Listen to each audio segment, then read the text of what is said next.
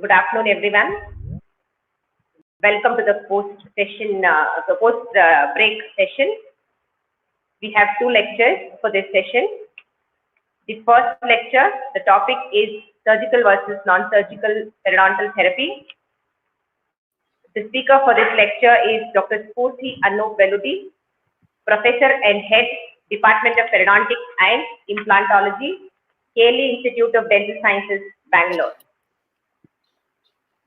Madam has been a resource person and organizing secretary for teachers training programs and research methodology programs which have been conducted under the aegis of Rajiv Gandhi University of Health Sciences. Madam has delivered a number of guest lectures and presentations across state level, national level, and also on the international platform in the field of both periodontics and implantology. Madam has been a panelist and guest speaker at various Perio Panorama sessions for the years 2012, 13, 14, I think almost every year from 16 to 19. Madam has served as a scientific chairperson in the 44th Indian Society of Periodontology National Conference 2019 that was conducted at Bangalore.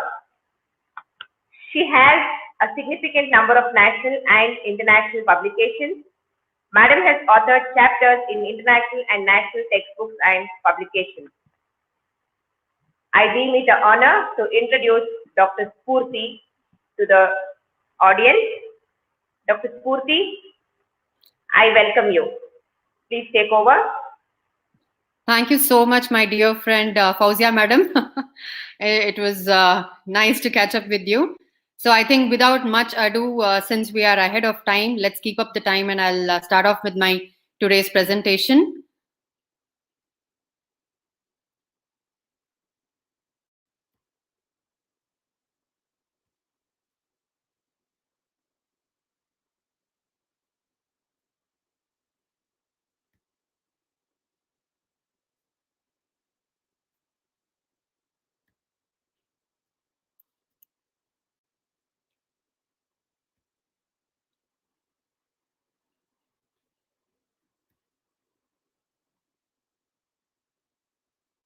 Just give me a second. I'm just connecting it.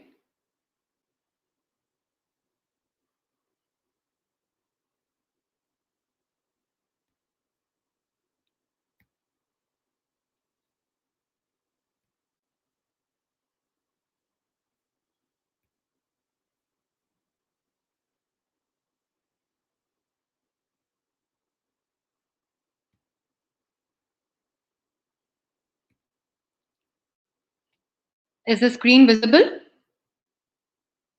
And yes, am I audible? Yes, it's visible and you're audible. It's clear. Thank you so much. So today the topic of my presentation would be surgical versus non-surgical periodontal therapy. I am just hoping that most of them have not had a heavy lunch. Otherwise, as my presentation rolls up, I think a lot of studies and comparisons and everything. End of the day, I'll have to check for the LOA instead of the CAL and PPD. That would be the level of alertness, I guess, pre and post of my session. So let's hope for the best that you all stay with me till the end of this presentation. I would like to start by showing what I look at as the objectives of this presentation. So that at the end of this presentation, I would want all of you to understand every aspect of this. And also I have delineated all these points in such a way that it can serve as an outline for your theory paper, if in case this question comes as a the question for your long essay paper, then you can delineate all these points, elaborate on all these points depending on the number of marks allotted. Since the paper schedule has been changed from into 10 marks and 20 marks and the long question, so accordingly you can shuffle the topics, ensure what topics comes first, what is asked about, and you can emphasize and concentrate on one particular topic if it is asked in such a way. So this is how we go about it. So to start with this, as of what we knew earlier, dental plaque is now considered to be a classical multi-species biofilm.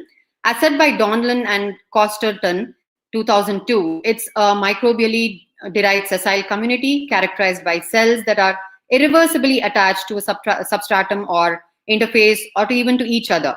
And they are embedded in a matrix of extracellular polymeric substances that they themselves have produced and exhibit an altered phenotype with respect to growth rate and even gene transcription.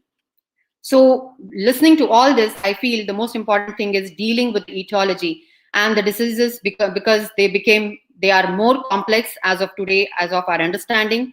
Hence, management requires a combination of therapeutic modalities and a lifelong commitment to parental self-care. So as I say this, talking about various modalities to deal with it, we mainly focus on the non-surgical and the surgical parental therapies. So at this very beginning itself, I would eliminate the letter versus, and I would add something called as non-surgical therapy and surgical therapy. So having said that, we know that for several decades, it's been and it remains the basis of parental treatment and concepts, that is our regular phases of parental therapy. However, one must be aware that the way we treat patients today is indeed different from how we treated back then in 40 years ago. So we now have a greater understanding of the etiologic factors associated with periodontitis. Then we know the mechanisms involved in periodontal wound healing and the interrelationship between patient factors. The factors could range from so many. There are a plethora of factors, and that's why it's called as a multifactorial, ranging from smoking and your systemic diseases like diabetes, and for that matter, even the treatment outcomes. So technological advances have provided clinicians with a range of options for instrumentation. But having said that, Corbett and Briscoe still, and even till date, to most of the studies, consider the gold standard being the scaling and root planing. But despite all this, there have been numerous studies that have been conducted in the past, and they still continue to compare the same and go about this journey.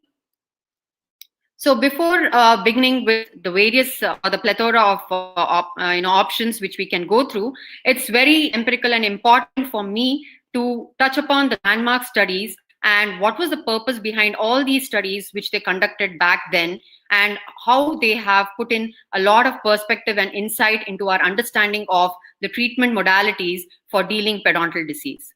So the basic purpose was they compared the short and long-term data in all the long-term data studies. Then they determined the therapeutic approach by evaluating the benefit of non-surgical and surgical therapy. They also evaluated various surgical periodontal treatment modalities.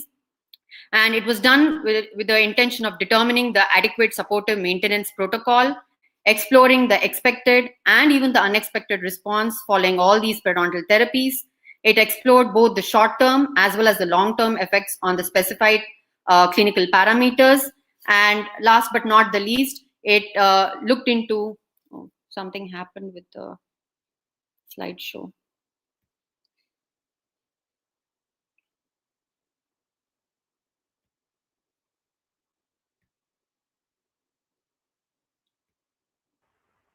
Yeah.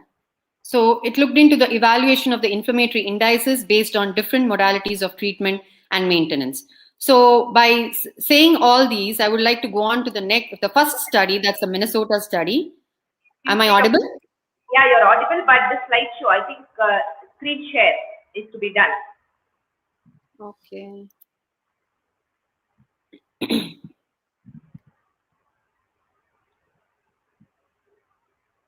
Yeah.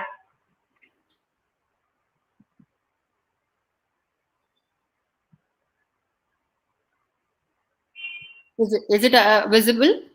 Yeah, visible. Yes. Right. Yeah, visible and audible. Okay. Great. Thank you so much. So starting with the Minnesota study, we had Filmstrom in the 1981 evaluating and comparing SRP with modified Widman flap in 3 different types of groups. And he suggested and concluded that through this study that there's a sustained decrease in gingivitis, plaque, and calculus, and neither procedures appeared to be superior over each other, and both of them gave equivalent results. Then again, this study was continued for another 6.5-year analysis, and it showed that there was no consistent difference between treatment methods between both of these modalities for the pocket reduction.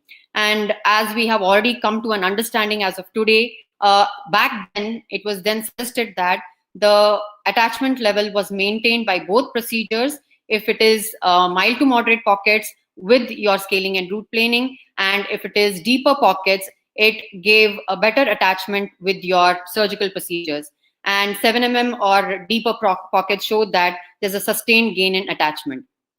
Then this was continued after the 6.5-year analysis, and in this particular study of 1984, Philstrom studied the response of molar and non-molar teeth and gave a very, gave a significant factor suggesting that there's no significant difference in both the treatment modalities that was earlier also described.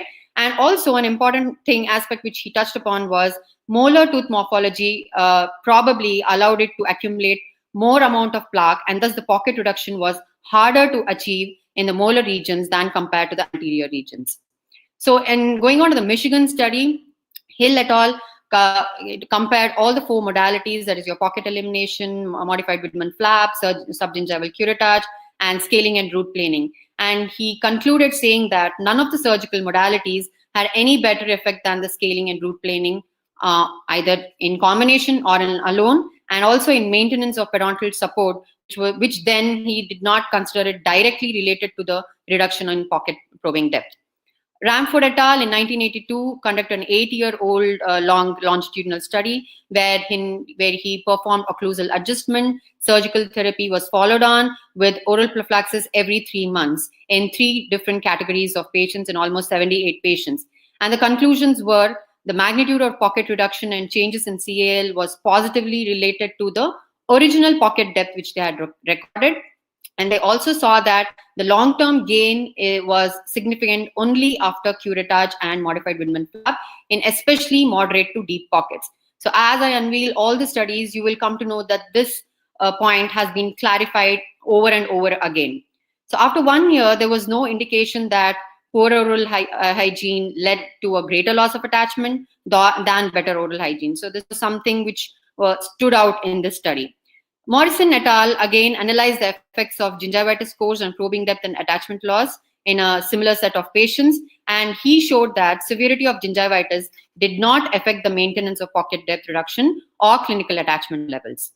Moving on to the Gothenburg and the Swedish studies, this is when there was a landmark paradigm shift in the understanding of your critical probing depth is what was introduced by Linde, and we could clearly make our decision with respect to what kind of therapy needs to be applied when and where.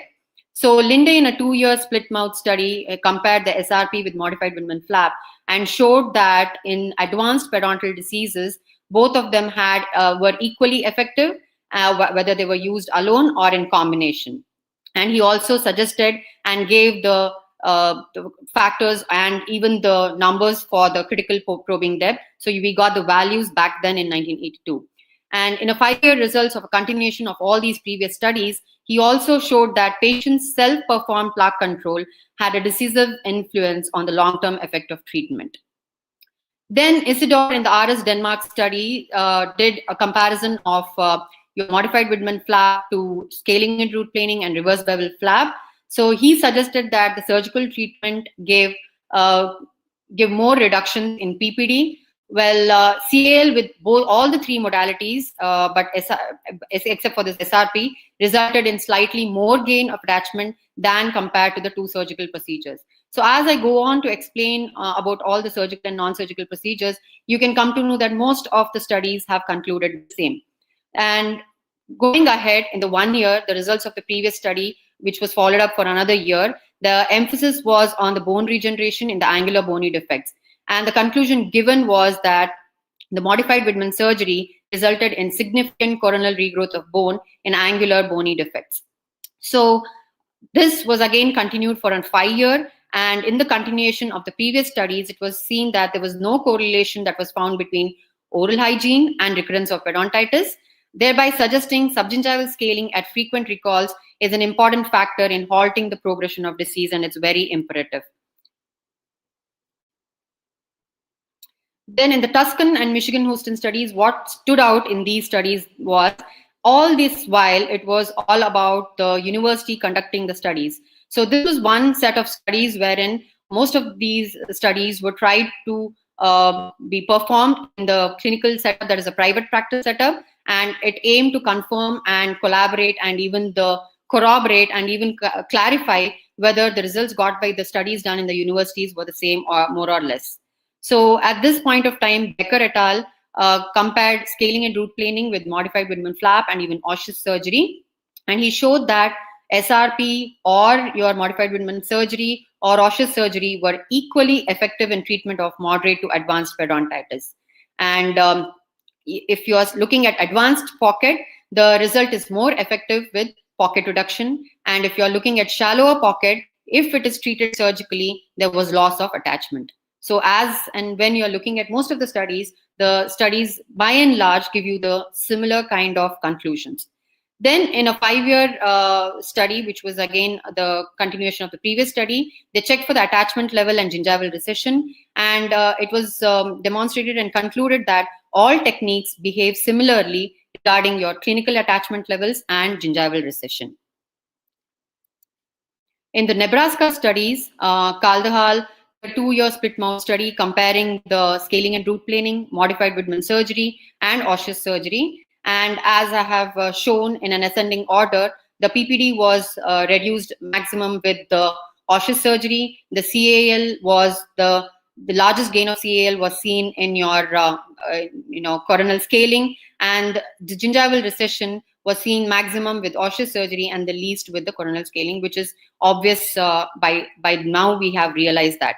So continuation with that, in the 2-year results of the previous study, they compared the following sites. This was very crucial because they compared the sites of interproximal single-rooted teeth, facial and lingual sites of the single-rooted teeth, non-furcation site of the molar teeth, and lastly, the furcation sites of the molar teeth. And they concluded saying that in a single-rooted site where the PPD was more than 5 mm, they had a greater mean probing depth reduction and greater probing attachment gain than the molar sites. And in furcation sites, it showed a greater increase in probing depth and loss of attachment during the 2 years of maintenance. So added to this, a very important factor was also analyzed, that was the patient preference of treatment method. And when this was done, the ability of the patient to cope up with the post-therapy sequelae following all these different modalities was checked, and it was shown that there was no significant difference associated with that. Last but not the least, the Loma Linda study. Here, Serchek et al. Showed that he compared the supragingival plaque to subgingival plaque control. He checked different aspects of it and saw that there was minimal effect seen with OHI, and there was great reduction of probing pocket depth and reduction in CAL, and there was a gain in CAL with respect to scaling and root planing. And Bandeston et al., this is a very good article by Bandeston et al. His articles are there in 1981, 1984, and even recent ones are there. It's very important for you to go through this article. So he compared the effect of hand versus ultrasonic instrumentation. There are numerous number of articles adding on to information in this regard. Back then, he showed that in moderate periodontitis, improvements in plaque scores, BOP, they all decreased the probing depth and attachment levels, and they found that all these treatment methods showed similar kind of changes. So in the continuation study also, he showed there was comparable results that were obtained following all these methods. So despite the fact that there have been numerous studies that have been conducted in the past, I can show you in the next of my slides, in the coming slides, that there are still loads and many number of studies that have been still comparing. They're comparing the different modalities. They're comparing the surgical to non-surgical. The quest continues, and it's like a never-ending procedure. So just one thing what I would like to summarize and emphasize is, you all need to remember these kinds of studies, and especially when you get a long question, especially when in your the 4th paper, it's very important to write about all these studies, properly delineate, and that's the reason why I have put it in a tabular form so that you can remember it very clearly, and it gives you an added points for the mentioning of all these studies, because at that point of time, prior to these studies, there was nothing as such, no guideline to which therapy is, to suggest whether which therapy is more beneficial for the periodontal patient who has chronic periodontitis or deeper pockets or moderate pockets. So the results of these longitudinal studies have provided the practitioner, I can say, a lot of invaluable information in selecting the method of treatment and treatment protocol. this ensured the best short as well as the long-term results for the patient, and that's what we are looking at. So just the takeaway points are that non-surgical therapy was effective in molar and non-molar teeth, also in shallow and deep sites, and these results stood its ground whether it was conducted in a university or in a private practice setting. So the dictum again would be, if you do not achieve proper results with your non-surgical periodontal therapy, then the surgical treatment should follow. With this, we'll go on to the individual periodontal therapies. And before going on, we all know the goal of periodontal therapy was then, now, and always will be in achieving the reduction in BOP, PPD, and CAL gains. So with this, let's start off with the non-surgical aspect. So there are a plethora of periodontal therapies under the non-surgical aspect. And talking about that, we have the plaque control. In the plaque control, we have the self-performed plaque control that is based on both mechanical and chemical plaque control. So if you get a question asking only about the plaque control, so you can talk about the home-based plaque control, that is where the at home the products which are being used and how the modalities are being used, and at how a professional plaque control can be taken, can be carried out. So when we are talking about the home-based stuff, so we have a lot of methods. We can talk about the toothbrush, we can talk about the interdental cleaning aids, dentifrice, oral irrigation, and all the products that can be used. So not to talk too much about it, because this is not the question which we are dealing with as per my title of my presentation. I just give you some takeaway points in all these aspects. Talking about toothbrushes, Nederman in 2003, he compared the manual to brushes to the power toothbrushes and concluded that oscillating electric brush offered modest improvements in reducing plaque and gingivitis. So it was concluded that despite of the various mechanical aids, the interdental brushes and sonic brushes were more beneficial than the rest. And talking about dentifrices, Escribano in systematic review, he did a network meta-analysis of efficacy of adjunctive anti-plaque chemical agents and concluded that dentifrices containing stannous fluoride or chlorhexidine or triclosan showed highest reduction in plaque scores. And a significant benefit was found with the use of toothpaste or mouth rinses containing chlorhexidine, essential oils, or cetylpyridinium chloride. So this was all. Oral irrigators have also been very useful, especially in implant cases, but there are a lot of studies that need to be done on that regard. So moving on to the mechanical plaque control that we can do in office, we have loads and loads of things to talk about. Back in the 1950s and 60s, non-surgical periodontal therapy was all about hand instruments with the aim of removing supragingival and subgingival calculus and plaque and contaminated root cementum. Well, Mombelli et al. In 1955 suggested that reduction of selected gram-negative anaerobic organisms in the subgingival plaque is more important element for the success of periodontal therapy than the removal of contaminated root cementum and mineralized deposits. Going on with this, Lustgarten in 1973 said that periodontal healing occurred even in the presence of calculus, provided that the subgingival bacterial plaque had been removed. So at this point of time, the whole concept of removing inordinate amount of cementum went out of vogue. So as we talk about that, we cannot forget the fact that there have been a lot of studies that have been comparing your handheld instruments to ultrasonic. In 1970s and 80s, there were studies which were conducted using hand instruments, including curettes, scalers, and hose, and this was considered the gold standard. But since the 1990s, the use of powered instruments, including the magnetostrictive and piezoelectric ultrasonics, the linear oscillating device, that's your vector system, and sonic instruments, they're becoming really increasingly popular. So Banderston and co-workers in the 1980s did studies using hand instruments and found that the effectiveness of calculus removal is influenced by your initial pocket depth, one, secondly, your tooth type, and thirdly, the surface, as well as the operator experience. So as probing depths increase, the elimination of calculus and associated biofilm becomes more challenging. Although Jepson et al. gave a different kind of a scenario when compared to the numerous studies that have taken place comparing both these modalities. He said that ultrasonic devices led to the development of root sensitivity, patient discomfort, and root surface damage. However, Sato et al., Wenstrom, Leon, O'Leary, they all compared ultrasonic instruments to hand instruments, and even Driscoll, and there were so many of them comparing both the modalities and which is better than the other, what are the advantages, what are the disadvantages, and ultimately looking at all these, I would like to conclude by saying that the power-driven instruments claim of increased efficacy and efficiency, and even some studies like Braun et al. Have reported that there is a reduced time for scaling and root planing, improved access, less damage to the root surface, and less discomfort for the patient, especially using slimline tip designs.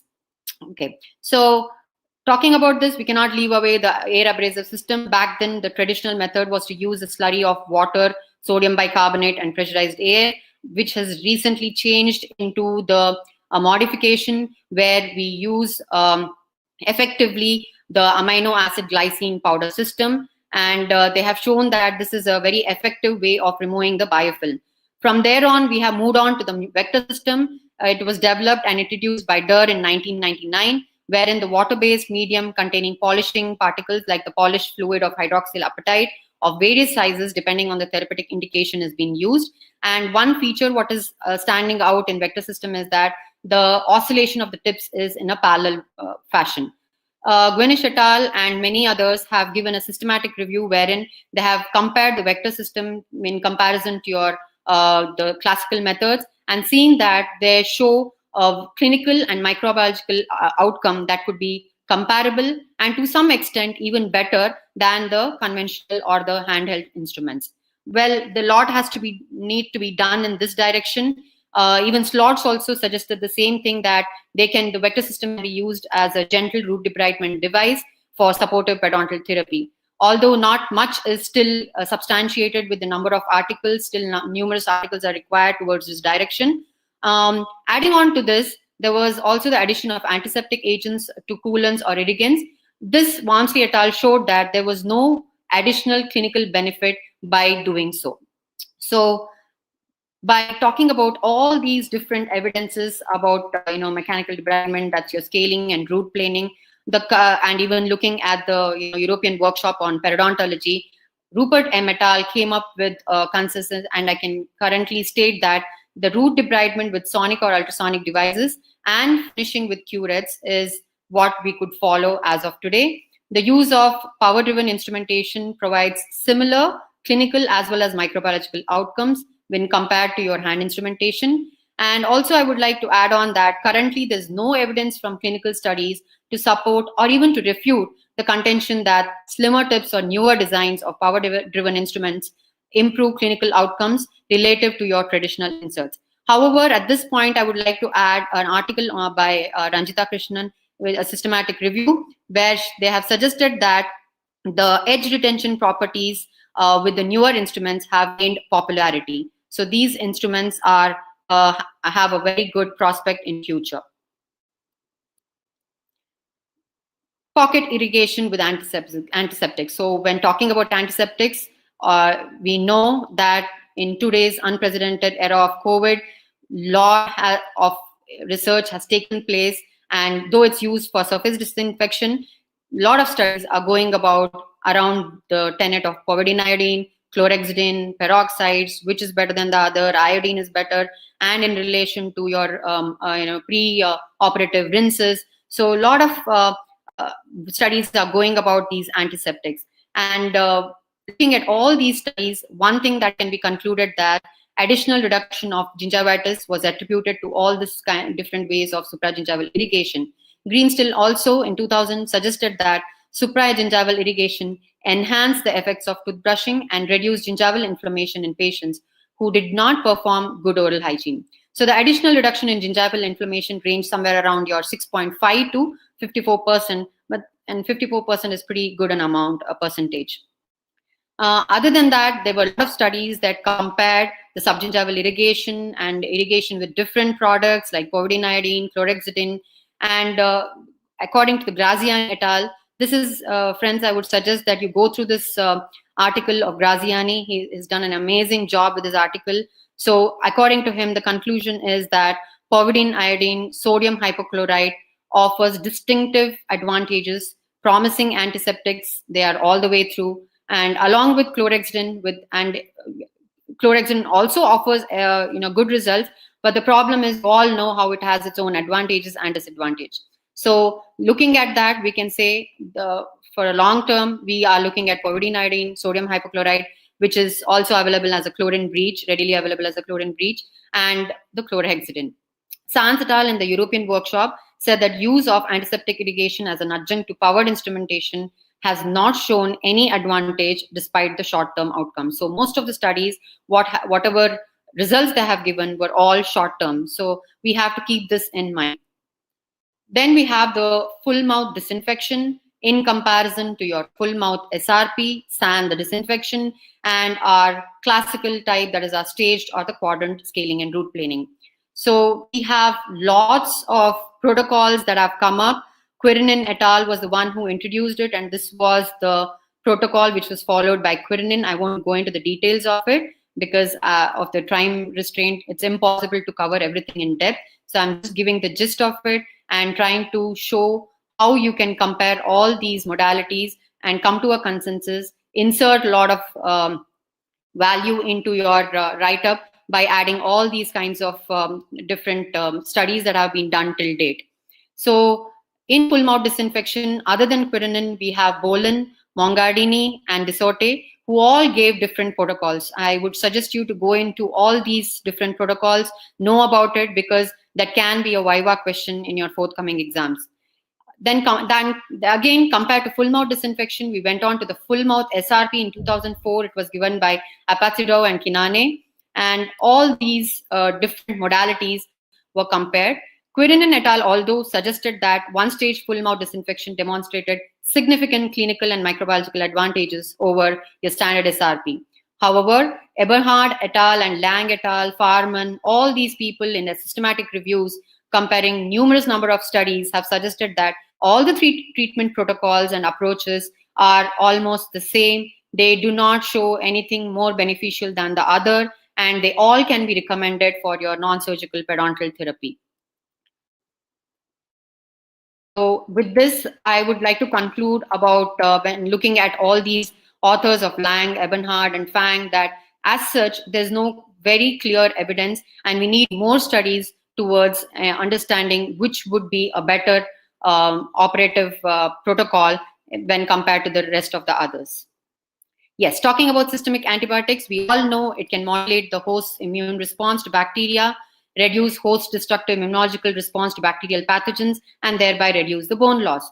And they have their own indications with many number of agents, and all these agents have been, either with SRP, without SRP, in combination, and all permutations and combinations have been studied by many of the authors. I would suggest you to go through the Hafaji et al., Golastra et al., and Goodson et al., and Herrera. So they have done amazing job with trying to conclude and come to the current status. So as per all these studies, I would like to conclude by saying that scaling and root planing and systemic antibiotics in combination do show clinical and microbiological improvements. And as per Golastra, it is shown that the most well-documented as of till date, I think we all know by now, is the combination of amoxicillin and metronidazole, which has given the best results as of till date. And talking about systemic antibiotics, we all know that, again, we have a lot of disadvantages and side effects associated with systemic antibiotics. And that's when Max Goodson in 1917 came up with the local drug delivery concept. I won't go into the whole rationale behind it because you'll have to go into deep depth of it. So there were many agents that came across with their different product availability, dosages, and forms. And they were the tetracycline, doxycycline, minocycline, metronidazole, and chlorhexidine. As for all others, even there were quite a number of studies that were conducted by Herrera, Tegel, Zhao, Smiley. They all compared these different adjuncts as an adjunct, as a solo therapy, with SRP, and all possible permutations and combinations. But after looking and going through all these articles, what we can conclude, and even Metenza has concluded, that tetracycline, doxycycline, and minocycline had the most effective benefits, what you can see. And they also showed that chlorhexidine and metronidazole had good effects, short-term effects, but they were minimal. So we'll have to look at it very carefully as to how you have to use and what agent you will have to use. So as the pathogenesis of periodontitis involves subject susceptibility, host modulation therapy may serve to limit periodontal breakdown. This is pretty evident. So talking about host modulation therapy, there are a number of potential targets ranging from modulation of AA cascade to lipoxins. And there are basically three categories that you can categorize them into. That's the antiproteinases, anti-inflammatory drugs, and the bone-sparing drugs. And you can also have them as either locally administered or systemically administered. So again, you can go back and refer to all these articles who have done a systematic review, meta-analysis regarding the different types of agents and how they are working on it and what are the results of it. So before going on to the conclusion, I would also add the latest ones, that is about your pre-resolving lipid mediators and the nutritional modulation. So when I want to talk about nutritional modulation, it was shown that there is the increased caloric content, caloric intake can induce inflammation. So many of the nutrients, especially like your antioxidants, can bring about a change and reduce the inflammation. And added to which, there are, if you avoid nutritional deficiency associated with periodontal disease by administering vitamin C, D, and magnesium, it was shown by Tonetti, Chappell, and Muniz that the lot of clinical results were available and they were positive. Going on to the pro-resolving lipid mediators, they exhibit fewer adverse effects than compared to your other agents. And Van Dyke and Ebenhard have done a systematic review on it and have written a really beautiful article which you can refer. And by all this, I would like to conclude that the NSAIDs like flumiprophen, there is a lack of significant effect with an added side effect to it. So we have to use it sparingly. And then in comparison, the pro-resolving lipid mediators were much more helpful. Still, again, a lot of studies are required in that line. And lycopene and vitamin E improved the periodontal disease variables. While speaking all these, we have to still go about it from into a long distance. Into probiotics, yes, probiotic strains, they may interfere in the bacterial recolonization. And now we have number of probiotic strains that have been used and tested. This is a table showing lots of studies that I've done either as a solo therapy, probiotic, in comparison with a placebo, in addition with scaling and planing, or in addition to doxycycline. So after looking at all these studies, what we can conclude that though most of these studies have told that the usage of probiotic is useful, because of the heterogeneity in all these study designs and maybe the great variability in results, one thing I would suggest is to cautiously approach to the interpretation of all their clinical usefulness. So we have to think about it very clearly when coming to a conclusion about probiotics. Lasers, there has not been any turning back since its introduction in 1990s. There are numerous types of lasers that have been introduced for different indications, starting with the Nd:YAG to carbon dioxide lasers. So Petrucci, Cobb, Golastra, so many of them have done so many studies comparing all these different types of lasers.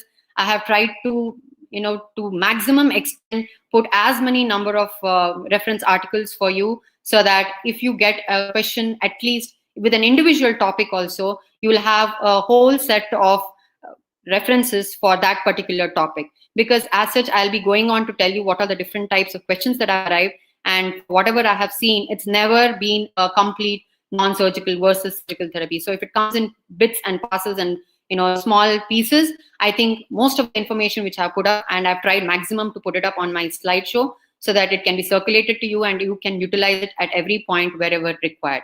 So looking at all these conclusions, and also at one point of time, Gupta et al. In 2013 has shown that he compared the open flap debridement with the laser, And he also showed that laser-assisted pocket therapy in comparison with your OFT showed better changes with your parameters, whether it is the CAL and PPD and SBI. And he concluded that this can be considered as an alternative surgical therapy.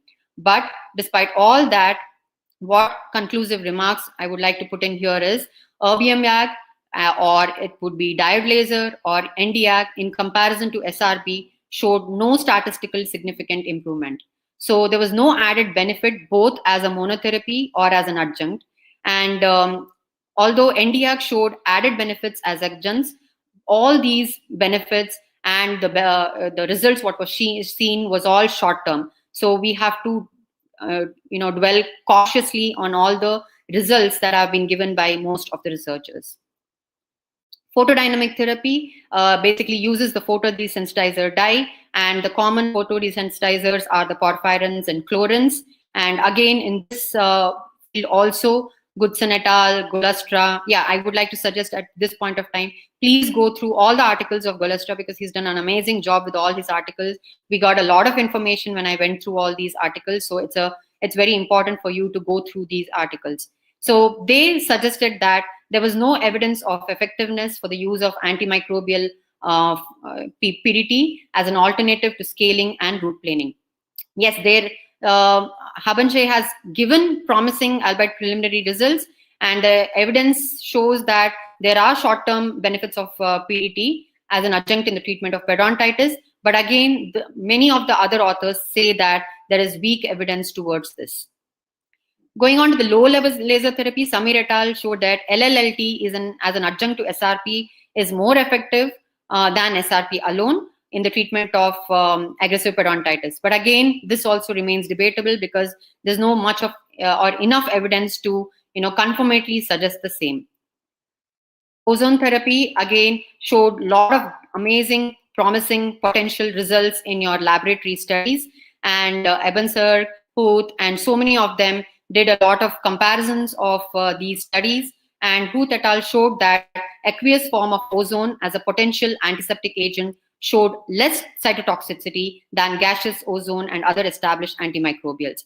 They even checked or compared with the chlorhexidine, and it was shown by Huth et al. Again in 2011 that there was no significant difference. So there is some amount of importance in relation to the effects of ozone, but again, you have to tread carefully regarding the same. Although ozone for treatment for peri-implantitis, McKenna et al. In 2013 has suggested that there's a great potential for the peri-implant mucositis management with ozone therapy. So to conclude and summarize your non-surgical periodontal part of your aspect of your therapy, I would say that professional SRP is imperative, irrespective of any modality, all the three modalities or the protocols which have been used. And with emphasis on thoroughness of debridement, patient self-care, and oral hygiene instructions, and SPT amidst the various local factors and systemic factors and habit is very important. And periodontal debridement is a safe, effective treatment for inflammatory periodontitis, especially the gold standard being the subgingival instrumentation. Talking about the pocket irrigation, lasers, PDT, and other adjuvants, all showed short-term benefits, so you have to tread carefully regarding the same. And other adjuvants such as systemic antimicrobials, HMT, etc., showed that they had some effect in the aggressive kinds of periodontitis. But there is scarce data that is available to determine the long-term effects of systemic antibiotics along with the use of SRP or surgery, which just landed up between the 3 to 12 months.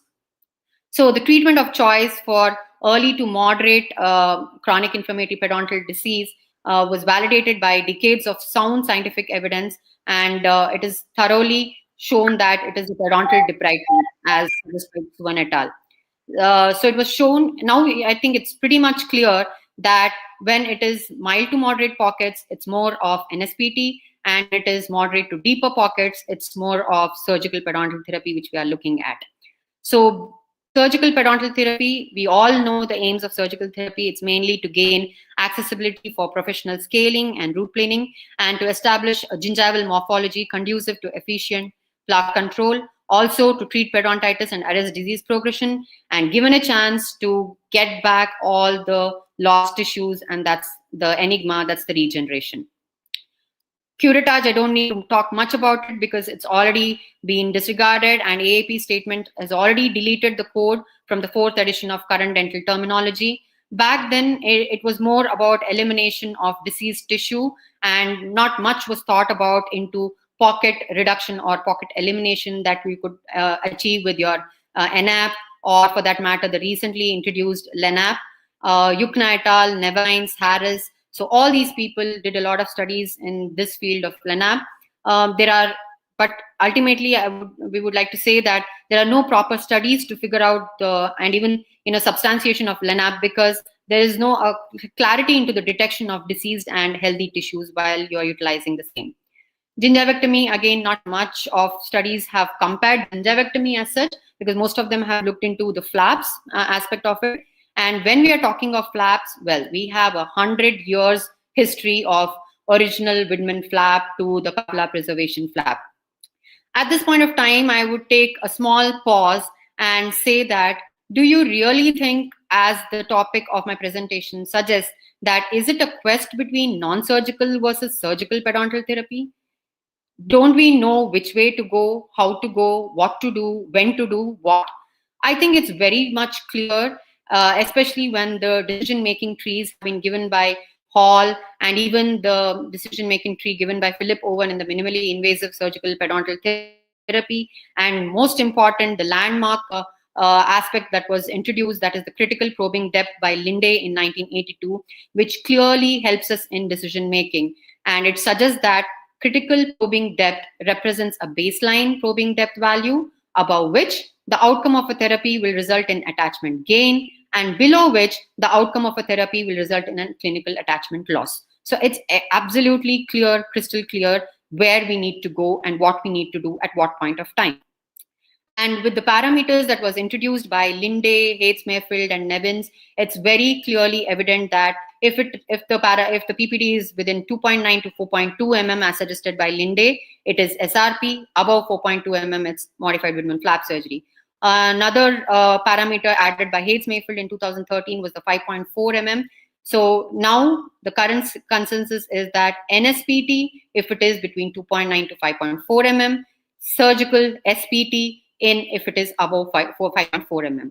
Another parameter for the laser-assisted attachment procedure was given by Nevins, that was the 4.8 mm. So with this, there have been lots of studies previously conducted, even till date, and it's going to go on, I'm sure. So there have been a whole set of European studies done by Rosling et al., Linde et al., comparing your apically positioned flap to modified Widman flap, then checking out the critical probing depths, and so many comparisons have been done, both from the European front as well as the American front, to such an extent that there's also a table that compares all the different types of inclusion criterias and the parameters that have been included in each of these types of studies, whether it is the American studies and the European studies. And again, I would like to emphasize here that please go through all the articles of Hayes Mayfield, starting from your 2002, 2005, 2013, and even the 17. He has done an amazing and a tremendous job with the systematic reviews and meta-analysis, which will enlighten you and give you an insight into how you can formulate your answer if this kind of a question crops up. So all these compared the SRP alone, SRP with flap surgery, and even Milo et al. And Dez et al.'s articles are worth mentioning. Go through them. It's very important. It'll give you a lot of clarity into many aspects. So it was nothing different that what the other landmark studies had concluded. It was very clear in comparison or in conjunction with your Linde's article that if it is mild to moderate pockets, it's SRP. If it is moderate to deep pockets, it's usually the surgical therapy. But at this point of time, it is very important to say that the osseous surgery resulted in higher probing depth reduction than the SRP or only flap surgery. Well, this result can be attributed maybe because it's in a stable position, the periodontal disease and apically positioned tissue, and because interproximal craters was eliminated and the positive scallop bone architecture could be achieved. thereby preventing soft tissue rebound. Maybe these are the few reasons why it could achieve better results. And it was shown that modified Widman flap improves the probing pocket depth in moderate pocket depths, but there was less clinical attachment level gain. That is a pretty evident thing by now. Davis-Days also suggested that conservative surgical interventions added to SRP do not always offer significant advantages in treating mild to moderate diseases. However, it offers benefits for severe diseases. The same thing that have been concluded by all these studies we have seen till date. Serino et al. In 2005 also suggested that the deeper periodontal pockets, if then surgical treatment has demonstrated better results in terms of pocket elimination or pocket closure and preservation of teeth. And as all other studies have told, in advanced periodontal disease, surgical therapy has shown better short-term and long-term PPD reduction, and additional adjunctive therapy was required in fewer subjects who achieved this kind of results. So moving on to the different techniques of flaps, these techniques have also been shown to have advantages in improving your PPD, reduction of CAL gain in treating your impedant. Yeah. Sorry to interrupt, Dr. Spurti. I think we will run short. You're beyond time. Yeah, I'm winding up. Yeah, I'm winding it up. Yeah, sure. Thank you. Thank you. So in treating all these intrabony defects, we have seen different modifications, that is Courteline's modifications of modified papilla preservation flap, simplified, modified MIST, and the latest one, that is your videoscope assisted MIS. You can go in through the article of Harold SK and check in detail about the VMIS. VMIS has shown it literally shown very good results in comparison to the original flaps or your classical techniques, and this serves to be a promising technique.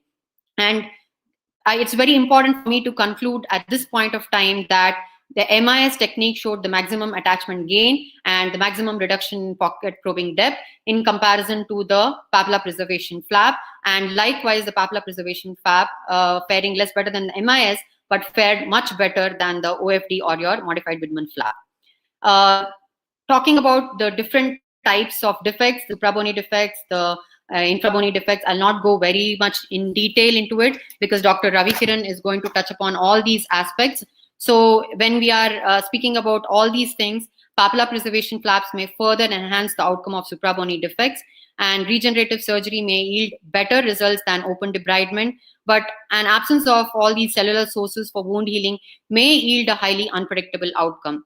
And also anatomic variations of suprabony defects can complicate the regenerative treatment and make the operative handling of regenerative materials a very long and tiresome procedure, and maybe even expensive. As per Graziani and Polimeni, enamel matrix proteins also showed a very promising result, but many of the studies showed that there was no clinical evidence of bone fill or the defect fill. Going on to the intrabony defect, here you can adopt any type of surgery that is a conservative, resective, or regenerative, and it was shown that GTR has yielded very good results either in combination with EMT or alone, and both of them have given very good results. But Tu et al. Suggested that there were no there was no magnitude of results that could be ascertainable with all these studies. Going on to the furcation involvement, you can again use a number of different techniques. If you're talking about tunnel treatment, tunnel preparation for the furcation defects, so there are a lot of indications for tunnel preparation. You can also use different aspects, because as such the furcation defects are a challenge because of the anatomic features, posterior location, and it was very clearly shown that only OFD is not at all beneficial. But it was also shown that GTR treatment with your EMD, bioactive classes, or platelet concentrates, all employed, and if done, gave good results in this direction. Other than this, you also have the resective procedures, bicuspidization, and furcationoplasty, and all these that can be employed. So I would like to conclude for the surgical periodontal therapy that patient factors play the biggest role in the treatment selection, and probing depths of less than 5 mm, particularly non-molar teeth, are better treated non-surgically. But remember, friends, this is just only a guideline, and deeper pockets benefit better by surgery. Fibrous enlarged gingiva may require surgery, and if osseous defects, including furcations, they always benefit by surgery. And whenever regeneration is an option and is predictable, surgery is the choice.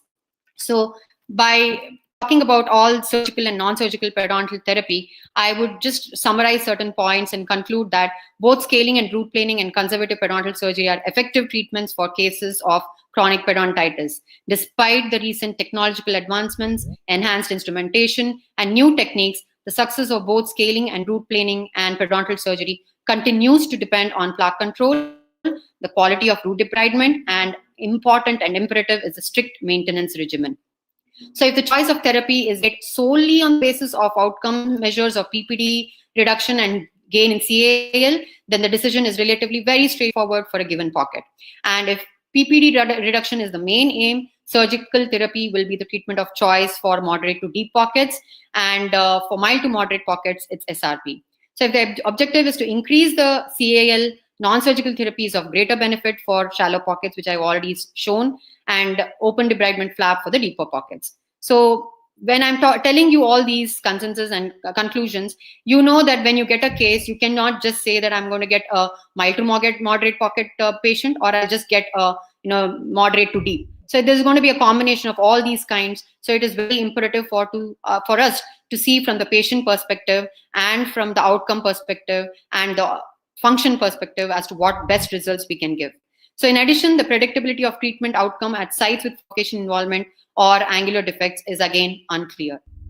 So the choice of therapy may depend not only on the outcome measures of probing pocket depth, reduction and clinical attachment level gain, but also on the influence of other variables, including the evaluation of adverse effects and patient-centered outcomes such as your patient discomfort and apprehension, root sensitivity, and aesthetic considerations, which were not addressed in many of these papers. So the selection of surgical or non-surgical periodontal therapy, I would suggest, should be based on a careful consideration and discussion of the benefits and harm for the particular patient and site and associated risk factors and determinants. And this, I think, can be our consensus after going through all these articles that have done a tremendous job. So I think with this, you have got a clarity into all the different modalities. There were a lot of questions that have come up. My PGs have helped me out to figure out and pin down all these questions. I would suggest that no such question has come till date where the topic is about discussing whether it is which is versus over which. But if in case they talk about surgical and non-surgical periodontal therapy in your paper 4, which has come quite a number of times, so you can use the outline which I have given. You can, however you want, you can modify it and put in all the landmark studies, all the systematic reviews and studies, and basically compare. And most important is you will have to give a consensus and a conclusion at the end of it. And there are other questions which have come, as you see, the recent advances in surgical periodontal therapy and other aspects, which I think is not very appropriate to my topic. I'm sure Dr. Ravikaran will do a good job in telling you what is the conventional approach in infrabony pocket management, what is the current status of modified Widman flap, and that also I have spoken about to an extent, so you can add up to that. And root planing versus curettage, I don't think so anybody would give you a question. So I think with this, you are able to figure out how you have to go about answering this question. And by showing you references, I would suggest and emphasize that you please go through the articles by Graziani, Hayes Mayfield in 2002, 5, and 13, Days, Claffey et al., Herrera, Milo, and even Lisa. And even you can go through the JIAP paper of 2015 initiator paper. So all these have given tremendous amount of information, and you can very easily attempt this question if at all it comes across. So I know after listening to such elaborate topics and presentations from everybody, you still have another day to go. I would just suggest that, yes, Nelson Mandela said that it always seems impossible until it is done. And I think you also must be feeling the same. But I'm sure you'll all come out with flying colors, and I wish you all the best. And I am very privileged, and I thank the BAP members and Ramesh sir, especially the organizing team of MRA DC, and my dear friends Dr. Lalit and Dr. Fauzia, to put up such an amazing show. And I'm sure it's a very difficult task they have been through, and they've done a tremendously great job. I also would like to thank scientific committee, Dr. Shantipriya ma'am and Dr. Sarita ma'am. And it wouldn't be fair enough if I would forget mentioning my dear staff and colleagues and my beloved PGs for all their valuable inputs and support. I thank them very much for always being with me. And thank you very much, everybody. All the best to you all students. Thank you, Dr. Spurti, for a very elaborate and an extensive presentation covering both surgical and non-surgical periodontal treatment modalities. I was expecting a number of questions for this session. As you mentioned, I don't know, you had to check probably for the level of alertness of the students, or they know the topic so well that they do not have any questions. So let's assume the second is true. However, there's one question. What are pocket reduction and pocket elimination therapy? This is one question from the student. Okay, I think it's a very evident answer. What all are the pocket? Yeah, pocket elimination. There are only 3 types of pocket elimination techniques. That is your gingivectomy, apically positioned flap, and your undisplaced flap. So there's no question about it. There's nothing to compare about it. So this was all about a comparison between the surgical versus non-surgical therapy, which I'm sure at the end of the presentation you have a clarity what has to come when and what has to be used when. Yeah, this question actually came up right in the beginning of the presentation. So maybe after the presentation they would have had an idea. Okay, then would you like to throw some light on the significance of removal of granulation tissue? Where do we stand when we talk about surgical periodontal therapy or flap surgery?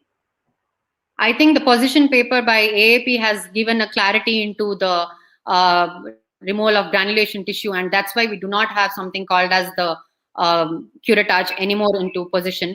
But again, there are a lot of studies that have compared in flap surgery the amount of removal of granulation tissue. I still remember our time of examiners were like, we need to see bare bone, but I don't think so that thing anymore exists, because the whole paradigm shift of understanding is the removal of the etiology, that is the microorganisms and the plaque related etiology, which is causing the whole problem, that is the periodontal disease. So we have to take care of all the multifactorial, the factors which are involving or causing the periodontal disease, rather than just the infective tissue, which can rebound back to a normal and a healthy tissue if all these are eliminated. This is what is my understanding, as well as many of the others. But if you are attempting a regenerative procedure to get direct contact of the regenerative material to the bone, it is significant then. Yes, yeah, at that point of time, true. Yeah, and with the advancement in the instrumentation, having after 5 curates and fine ultrasonic tips which have been designed for Caucasian areas, will in future the need of surgery reduce? What do you think? Could be, but as of till date, as I showed so many studies and numerous studies suggesting that despite so many different types of innovations and techniques and even the finer tips, there's not been any substantial change in that. So we pretty much stand the same, in fact. Thank you so much, Dr. Spurti, for your time and contribution to this program. Thank you so much, we would like to present you with a certificate of appreciation for giving contribution to this program. Thank you so much, Dr. Fauzia. Thank you. Thank you once again.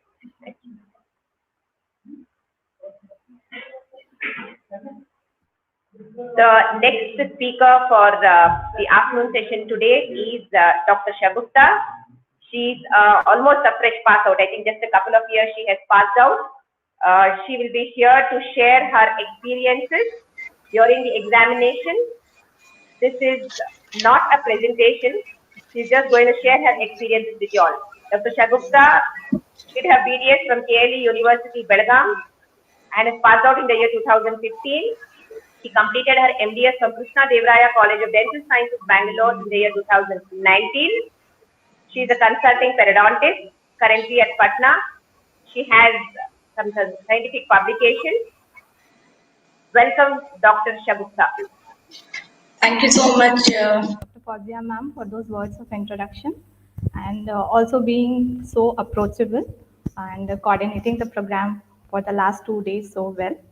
And I would like to first thank the whole team of Perio Panorama, and especially my mentor and my guide, Dr. Pauline ma'am, who thought I could be of some help for the exam going PGs. So I'll try to live up to that expectation of all of yours. So Since this is a post-lunch session, I know all the participants must be experiencing a post-lunch dip. So just to tell them all, this is just a talk on how I gave my exam, what was my experience, and the different pitfalls they should avoid, the hurdles they can encounter, and how to overcome all those hurdles, and some common mistakes which we as postgraduate students tend to make during our examination. It's just a casual talk, but just to sum up, I'll put up a slide where I have condensed the whole matter, how I'll be going about the talk. Is my screen visible, ma'am?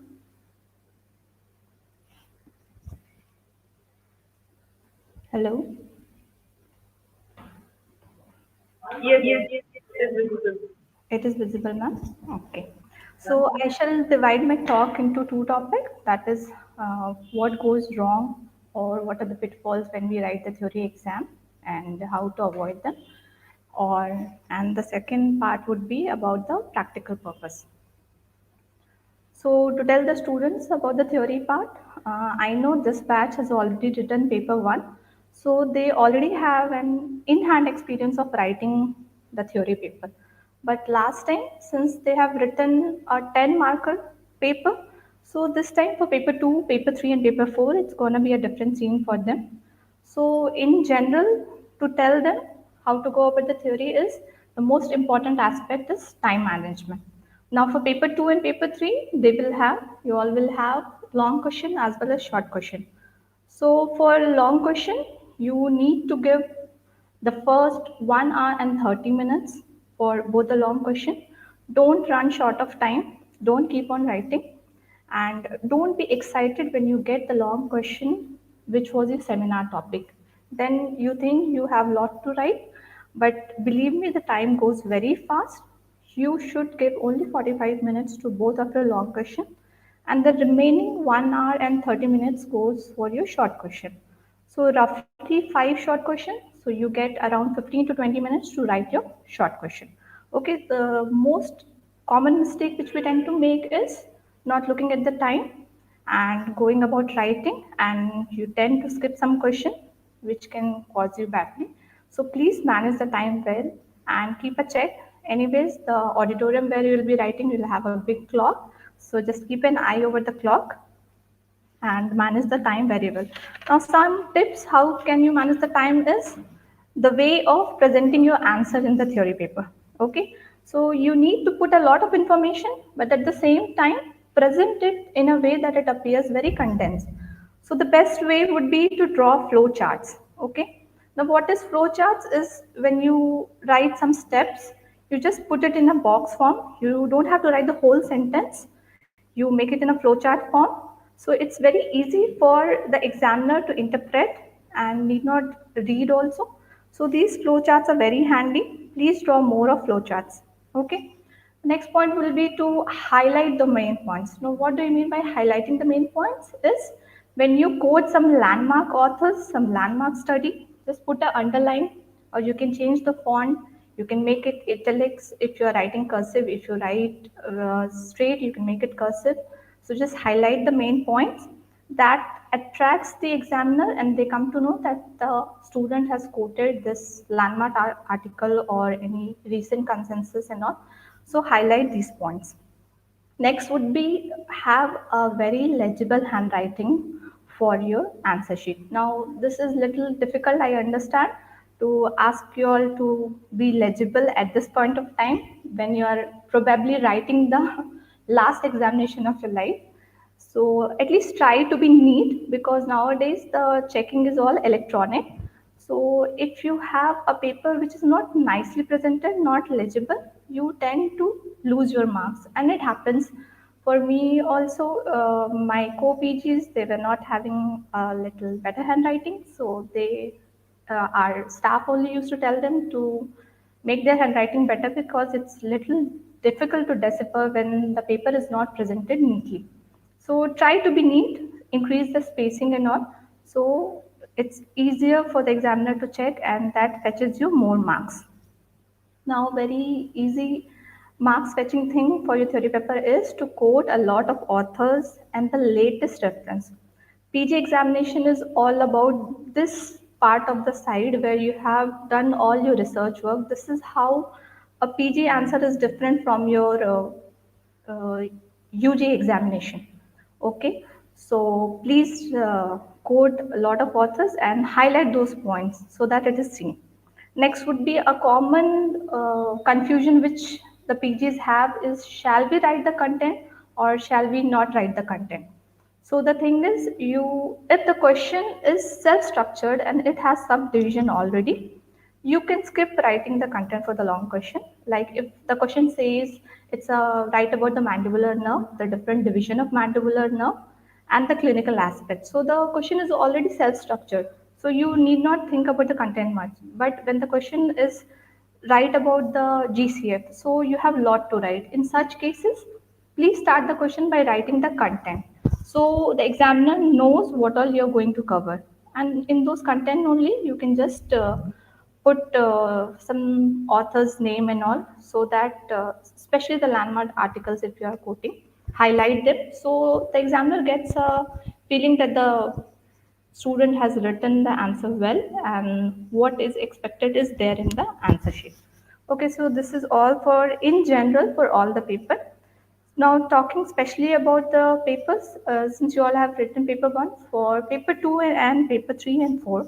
For paper 2, it's etiopathogenesis, so you have a lot to write in it. So the common problem which you'll face that the paper 2 will be very lengthy. So please prepare your notes before in hand. You cannot sit on the day of examination and sit and think what all you're going to be covering. So prepare your notes before in hand because paper 2 will be lengthy. It's etiopathogenesis. You have a lot of theory to be written. And this is the common paper where we tend to skip 1 or 2 questions to be written. So and that will be your first day. So you tend out to be more stressed about your examination.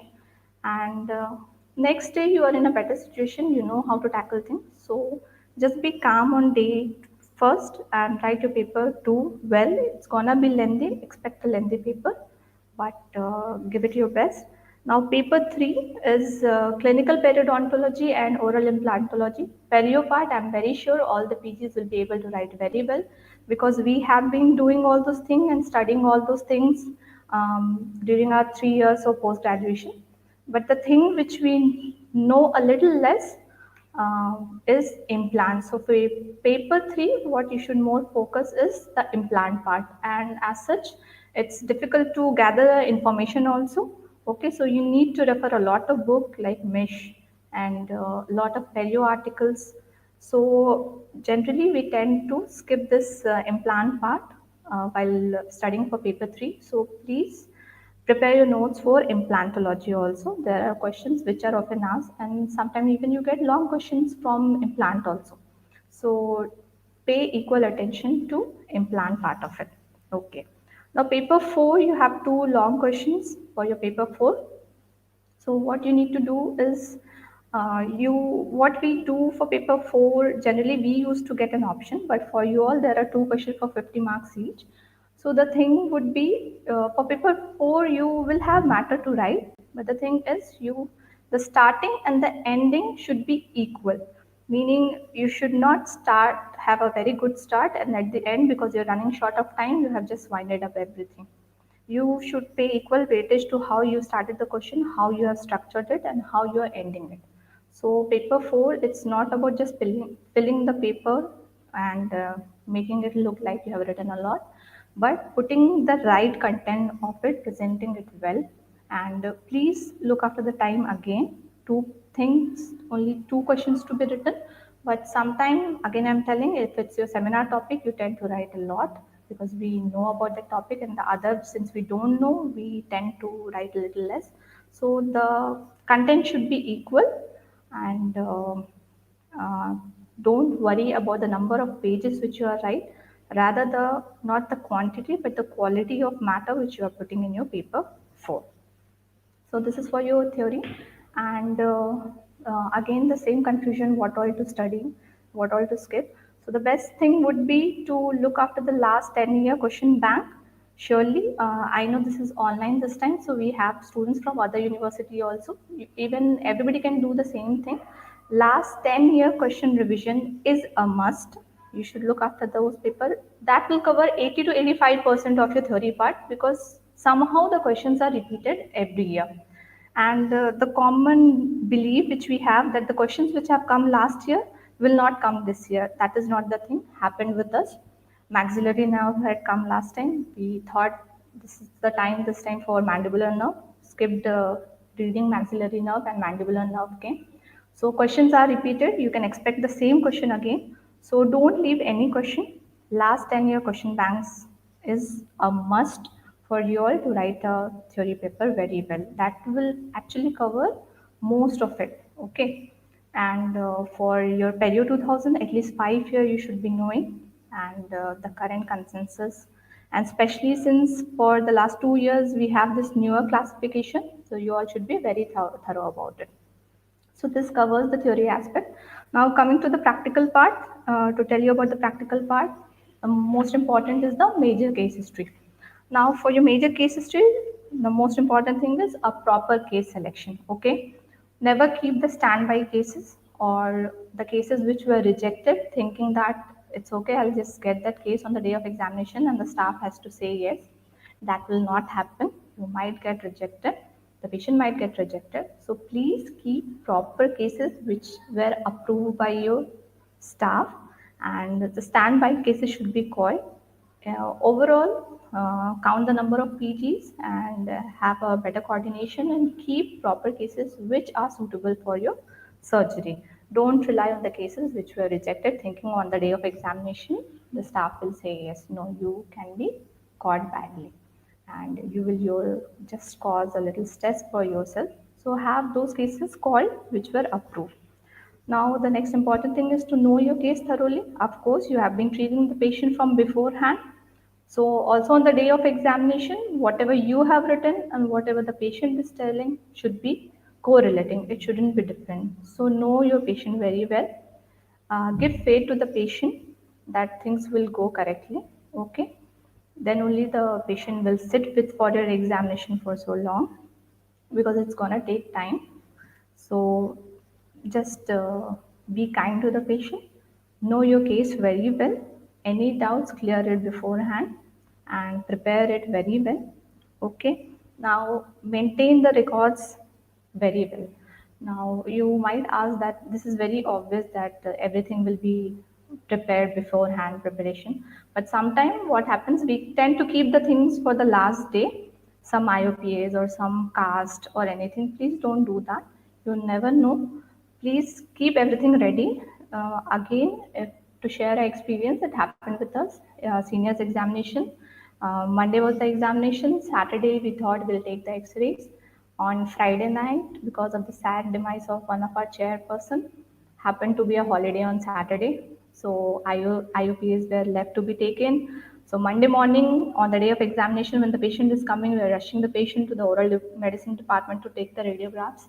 So that actually causes make you anxious, the patient anxious, and overall you are stressed. Your adrenaline will shoot up, and that will hamper your performance. So it's better to keep everything prepared beforehand. You have your co-PGs helping you out. Okay, so keep everything ready before in hand. Okay, that helps you all to perform better. Now coming to the instrument part, whichever instruments you all keep, make sure the instruments are sharp. Don't keep blunt instrument. That will again just lengthen your procedural time, and it will not yield result. And the most important thing, whatever instruments you are keeping, you should know them nicely and thoroughly. So you can just after your theory paper, you can just prepare a notes of all the instruments which you have, so that if the examiner picks a instrument you are told to answer, you start with the name. It's a double-ended or a single-ended instrument. Where is it used? What are the other names and all? So keep our notes prepared for it, and never keep a new instrument thinking I will try this on the day of examination. Never do that. Take all those instruments you have been using which are sharp and you have a hang on them, so it's easy for you, and you'll be caught if you keep an instrument which you were not knowing. and you are not able to describe them.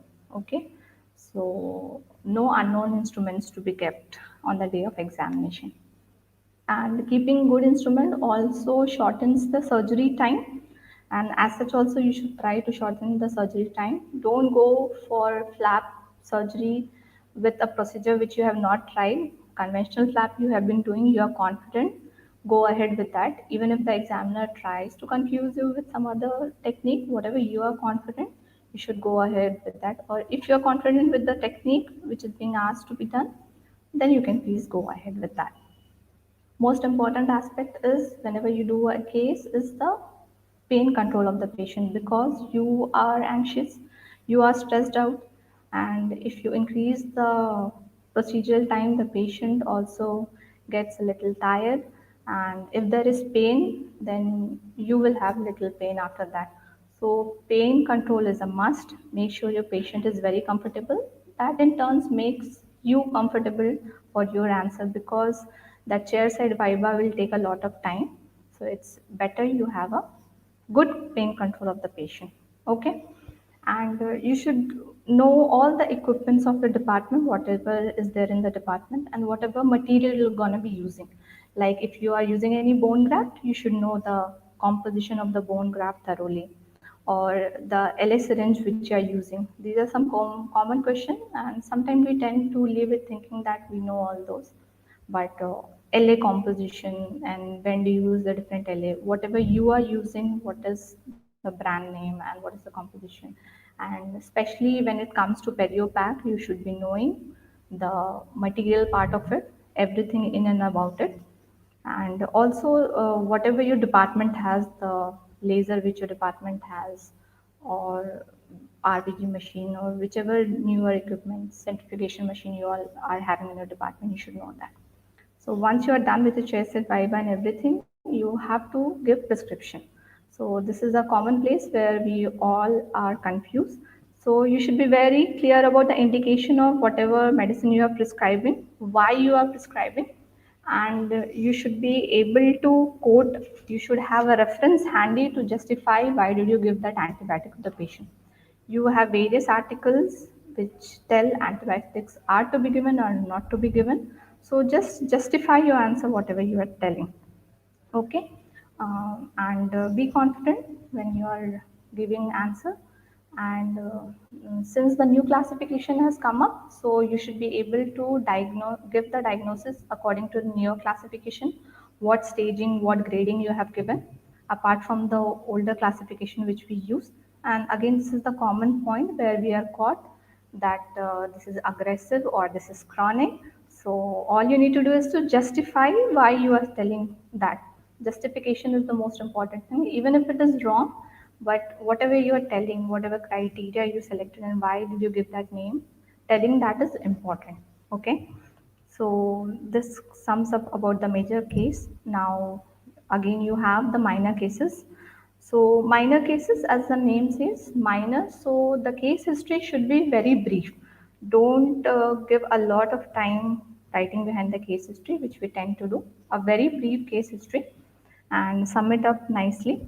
You should keep multiple cases of your minor cases, because your major case takes a lot of time. The patient has been waiting, so sometimes the patient tends to leave. So have more number of cases, and look after OPD cases also.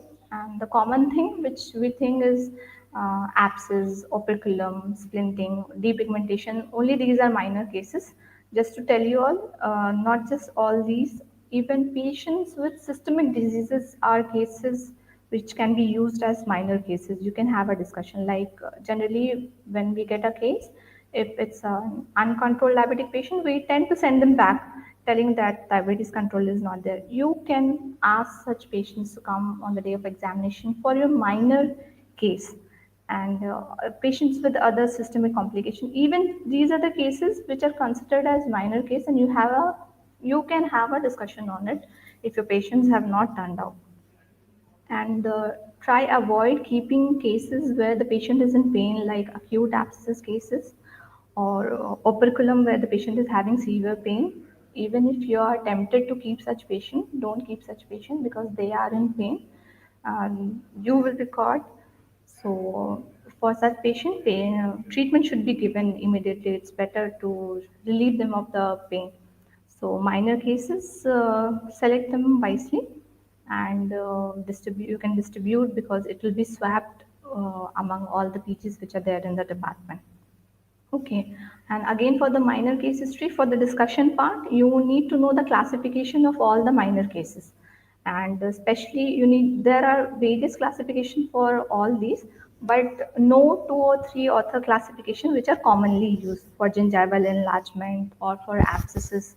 Okay, now the newer classification has come. So again, you need to know the newer classification for your minor cases, not just the older classification. Not all, but at least the common 2 to 3 classification you should be knowing. Okay. Now next you have pedagogy. So pedagogy again is just to test your speaking ability, how you condense, how you present a matter given to you all. So the best advice would be to condense the information of your pedagogy within the time frame. You will get some 8 to 10 minutes. Please don't run short of time, which generally tends to happen. Uh, and sometimes the external will tell you that the pedagogy should be taken as a UG class or it should be a PG level. So if it's a UG class, you have to actually keep it like that. Don't make it a PG level with quoting so much of authors and dates and years. Keep it like a UG class. Be confident when you are speaking and condense the matter. Keep only relevant things in the matter and make sure you're completing it within the time period. Okay. Next, even for the pedagogy topic, whichever you get, you should be knowing the latest article or the latest consensus report about it. So make sure you have a search of it. You have prepared it well before in hand so that you can give the pedagogy well. Now, coming to the Grand Viva is like an ocean where you can be asked anything and everything about your period topic. So, relax. You know everything well. You can give the answer. You have written the theory paper. So, you can give a good Grand Viva. The most important thing is do remember to look back at your theory paper before going to your Grand Viva. We tend to leave that, but whenever the externals and internals are sitting, they have the question paper with them and they might ask you that which question did you attempt or what did you write in those. So if you have missed writing something also, the time period which you get after you write your theory paper and before the start of the practical, do check on those parts which you have left writing and um, just you should be knowing what you have written during your theory paper question because generally that is asked. Again, for your Grand Viva, as the university says, there's discussion on your dissertation topic also. So everybody must be very thorough with their dissertation. We have been behind it for all the 3 years. We put in a lot of efforts after it. The only thing is sometimes it must be some 2 to 3 months you have submitted your dissertation. So there's a lag of 2 to 3 months. You need to just check back if anything new has come about your dissertation in those journals. So about your dissertation, keep the latest consensus report in hand with you whenever you go for your Grand Viva. Like if it's a recession coverage, you should be knowing after you have submitted it to the university if anything new has come up. Till the time you have submitted, I know everybody must have mentioned it in their review literature. But after that, if anything new has come up, you should be knowing because the externals and internal, they are very thorough with everything which is new coming up. So know about your dissertation topic, the consensus report. Also, during your Grand Viva, some questions which were asked during the chair side Viva or pedagogy, they can be asked, and don't think that the examiner forgets whatever they have asked you all. So also keep those answers ready with you all, whatever was asked to you all, because they will remember and they will ask you all whatever was asked. So keep those answers ready. Again, your library dissertation is a topic for Grand Viva. So It's like almost at the end of second year, or maybe like 8 to 7 months before writing our examination, we have already submitted with dissertation, library dissertation. So just go once through your library dissertation so that you can give your grand viva well. And I think only 5 minutes are left. This is all I wanted to share. And the thing is, don't be stressed out. We all have been working for last 3 years and doing everything, seminars and chair side preparation and everything. So the best thing is to have that confidence that you know things. Only you should justify everything, because this is not an undergraduation examination, this is a post graduation examination. So everything should be supported with evidence, all and the latest evidence. And for the last 2 years batch, what is coming up new is the newer classification, which I know is little difficult initially to understand, but once you get a grip of it, and as Pauline ma'am also gave a lecture on day one about the classification, and we all have such eminent staff to help us anytime know the classification very well, so that it will be handy for theory as well as for the practical aspect as well. And don't be stressed out, give the examination well. There is not even a single story from anywhere where we have heard that the PG was not able to give the examination because the patient didn't turn up. So remember, there is one angel patient for all of us who will surely come up on the day of examination. It's from our part as the postgraduate students to give our best, and don't worry on that part that the patient will come or not, that the co-PGs and even you will take care of. All you should be worried is how you're going to be presenting yourself.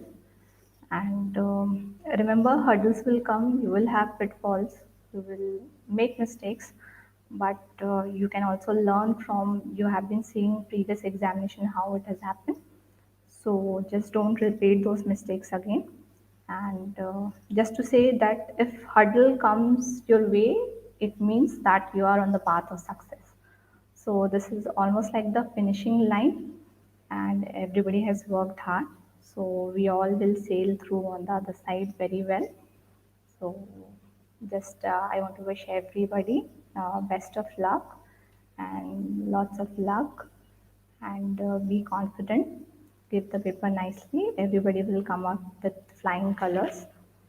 And any confusion anytime, we have staff who can help us anytime.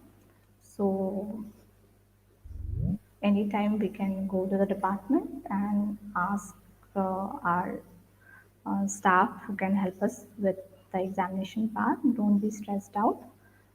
Things will fall into place, and just learn from the mistake which was done previously by your seniors. So don't repeat them. And I wish you all the luck. And I think, ma'am, is the time over? Yes, Dr. Shabata, you're almost at the end of your time slot. Yes, ma'am. I think I'll just sum up, Yeah. because everybody must be very tired, even with this post-lunch session. Sure.